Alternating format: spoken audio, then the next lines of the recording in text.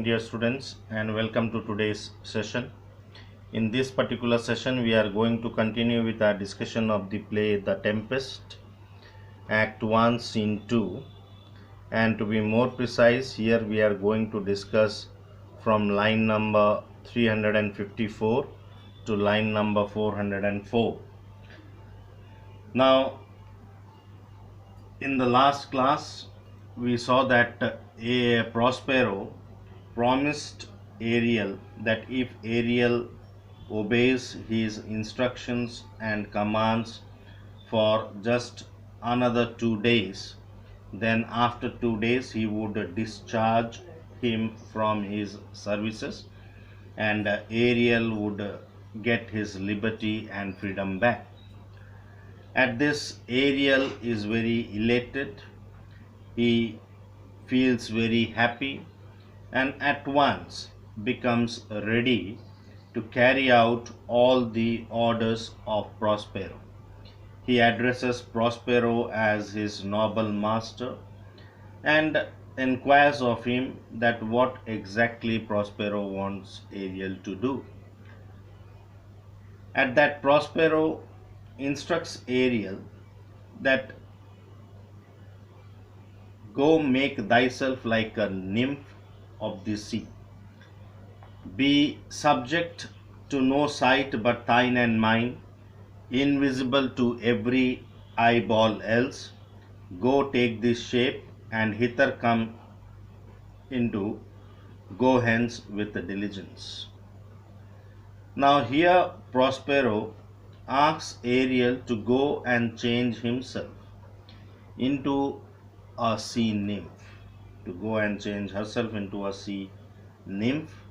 Now, a nymph in Greek and Roman mythology, nymphs were spirits of nature who appeared as beautiful young women or maiden inhabiting rivers, woods, or other locations. So Ariel is asked to take the shape of a sea nymph, and at the same time he must make herself invisible to all eyes except that of Prospero. So Prospero tells Ariel to go immediately, take that form and come back there, and then Prospero would instruct her what is to be done, and Ariel must carry out the orders promptly. So Ariel exits, and after the exit of Ariel, Prospero speaks these words to his daughter Miranda, who was then sleeping there. Now we know that Miranda had fallen asleep because Prospero wanted her to sleep. In fact, Prospero wanted to talk with Ariel, and he did not want Miranda to witness all those things. That is the reason why Miranda has been made to fall asleep. Now it was time for Miranda to wake up. So Prospero tries to wake up Miranda, saying that awake, dear heart, awake. Thou hast slept well, awake. Now Miranda waking, she says that the strangeness of your story put heaviness in me. Okay. So she tells her father that she felt drowsy after listening to the strange story of Prospero. Though it appears that Miranda felt drowsy because of the strange story of Prospero, but as readers we must know that Miranda did not feel asleep because of the strangeness of the story. As a matter of fact, she fell asleep because she was under the spell of Prospero's magic.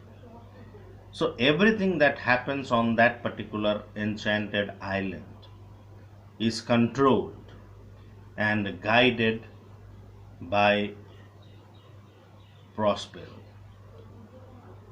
So Prospero tells Miranda, shake it off, come on. We will visit Caliban, my slave, who never yields us kind answer. So he tells Miranda that they uh, must visit Caliban, who is their slave and who yields them no kind answer. That means what? He never speaks to them politely. So he is a rogue and a slave, not liked and appreciated by Prospero, because he is very rude in his behavior and conduct, and he is never kind in his words to Prospero. Now Miranda then says, "It is a villain, sir. I do not love to look on." Okay. So she describes Caliban as a villain. Villain means a rogue, a sir, or a servant. And she also tells Prospero that she does not like to look at him because of his strange appearance. He is a creature, half human, half animal, and looks to be very earthy. That is the reason why Miranda does not like to look on him. Prospero, but as it is, we cannot miss him. So Prospero says, no doubt that the slave is very rude in his words, he is a villain, but still his presence is indispensable to both Prospero and Miranda. They cannot do without him. They cannot miss him means they cannot manage to do without Caliban in the island. Why? Because Caliban is used by Prospero for performing all sorts of menial tasks, slavish task or cheap labor. And if Caliban does not assist them, then it might become difficult for them to carry out all those tasks. So he tells that what work is done by Caliban. He does make our fire. Okay, he makes fire for them, he fetches them fuel, wood, and he does all other jobs in his service that benefits both Prospero and Miranda. Then they go to the place and he calls Caliban, "What ho, slave Caliban, thou art, thou speak." You see the way Prospero addresses Caliban. He is treated as a slave, and "What ho, slave Caliban." Okay, where are you, slave? Okay, you are a piece of the earth, speak out. He asks Caliban to speak out. Now Caliban within gets frightened that why is Prospero calling him again?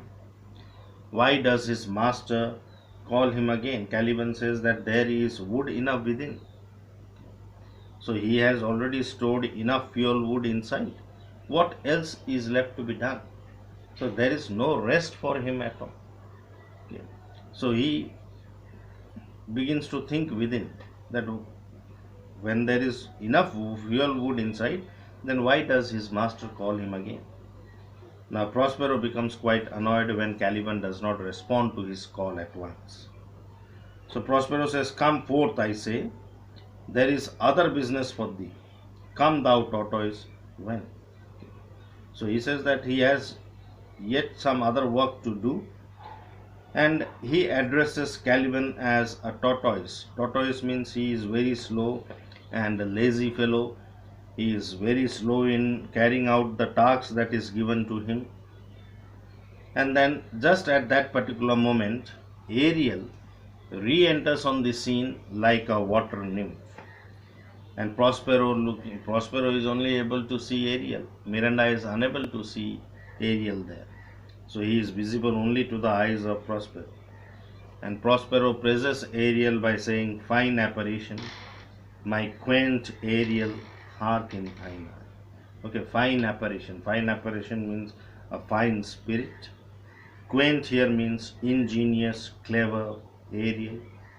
And he tells Ariel to come close to him so that he can hark in his ear. He can listen to what Prospero has to say. Now you can clearly make out the contrast between Prospero's attitude towards Ariel and Caliban. Caliban is addressed as a slave, a servant, a villain, okay, a tortoise, whereas Ariel as a delicate, soft spirit, quaint, spirit. Okay. So Ariel, my lord, it shall be done. So Prospero speaks in the ear of Ariel all the tasks that is to be carried out, and Ariel promises that all those orders will be carried out exactly the way it is told by Prospero, and he exits. And Prospero now begins to address Caliban again. Thou poisonous slave, come forth, enter Caliban. Okay, poisonous here means vile, wicked slave. Come out at once. Just then Caliban enters. Caliban, as wicked dew as ever my mother brushed, with raven's feather from unwholesome fen, drop on you both. A southwest blow on ye, and blister you all over. So Caliban has no rest.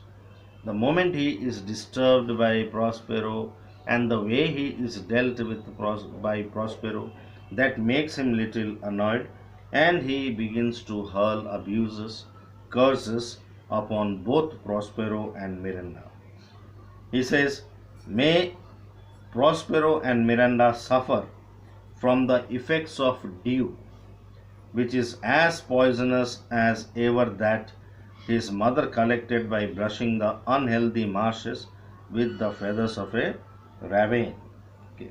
A raven is considered to be a bird of ill omen, and unwholesome fen means harmful marshy land. So his mother, that is Sycorax, used to collect dew from raven's feather, which was as harmful as that of marshy land, which was poisonous. And Caliban also here prays, he wishes that may Prospero and Miranda suffer from the effects of that dew, which is as poisonous as those dew that his mother collected by brushing the unhealthy marshes with the feathers of a raven. Drop on you both, a southwest blow on you and blister you all over. Okay, southwest means the southwest wind. He prays that may the unhealthy southwesterly wind blow on both Miranda and Prospero and cause blisters over their body. Okay. May it cause blisters over their body. And Prospero, the moment Caliban speaks in this fashion to Prospero, imagine a slave speaking to the master in this fashion, you can understand very well that what would be the reaction of the master. So that makes Prospero extremely annoyed, and Prospero threatens Caliban. He says, for this be sure, tonight thou shalt have cramps, side stretches that shall pen thy breath up. Urchins shall for the vast of night that they may work all exercise on thee. So he threatens Caliban, saying that for speaking in this manner, Caliban will have to suffer that night from cramps. From cramps means from rheumatic pain. He will suffer from twitches which will hamper his breath. Okay. Side stitches here means the twitches in his body which will hinder his breath, which will hamper his breath. Urchins means goblins shaped as hedgehogs, or we can say mischievous spirits. The goblins shaped as hedgehogs and the mischievous spirits will torment Caliban in the night during which they are allowed to work. His body will be pinched in such a way that it will have full of pinches as honeycombs have holes in them. Each pinch will be sharper than the sting of the bees which make those honeycombs. Okay, so he threatens Caliban of extreme pain and suffering that he might have to undergo that particular night, or he'll be punished with that particular night because of speaking to his master in that insolent manner. At this, Caliban retorts. He complains. He says no matter how much he is made to suffer, but he says, I must eat my dinner. Okay, at least he should be given his dinner for that night. And then he reminds Prospero that this island is mine by Sycorax my mother, which thou takest from me. So the island is actually, it belongs to Caliban because it belonged to his mother Sycorax. But Prospero took it from his mother. When thou camest first, thou strokest me and madest much of me, wouldst give me water with berries in it, and teach me how to name the bigger light and how the less. Bigger light here means the sun, the lesser light means the moon. So when Prospero came to the island for the first time, he used to stroke Caliban, he used to caresses for Caliban, he used to treat Caliban very kindly, he used to show affection for him. At that time he used to give him water with berries in it. He taught Caliban how to name the bigger light and the lesser light, that what is the name of the bigger light, sun, and he taught Caliban about how the moon which shone during the night. At that particular time, when Prospero was so kind in his treatment towards Caliban, Caliban also used to love Prospero. And out of his love for Prospero, he trusted Prospero, and having full confidence and trust in Prospero, he showed him all the features of the island. We should know that Caliban was born and brought up in that island. So he was aware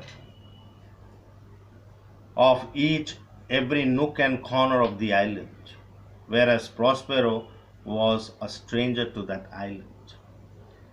In fact, Prospero did not know anything about the island. It is Caliban who showed Prospero all the features of that particular island.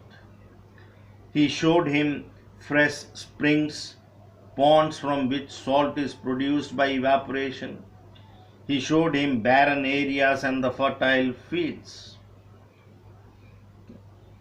And cursed be I that did so. But now Caliban laments, he repents, and says that may a curse fall upon him, for he has foolishly served Prospero in that manner. And may all the magic spells of Sycorax, toads, beetles, and bats afflict Prospero, because now he is the only subject that Prospero has on the island, where on the initial stage Caliban was his own master. So Prospero enslaved Caliban. He learned from Caliban all the facts about features of the island, and having done that, he enslaved Caliban, who earlier was his own king. His own king means he was his own master. But now he is subjugated and he is confined in that rock, in that humble dwelling, just like a pig that is confined in a pigsty. And he is also not given the liberty to assess the rest of the island. So he is treated in that way by Prospero, and that is the reason why he feels a bit annoyed.